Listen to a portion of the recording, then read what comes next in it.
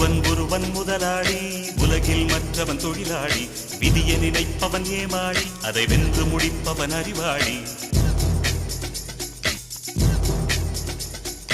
ஒருவன் முதலாளி, உலகில் மற்றவன் தொழிலாளி.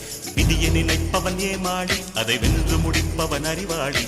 பூமியை வெல்ல ஆயுதம் எதற்கு, பூப்பறிக்க கோடரி எதற்கு, பொன்னோ பொருளோ பொற்களம் எதற்கு, ஆசை துறந்தால் அகிலம் உனக்கு.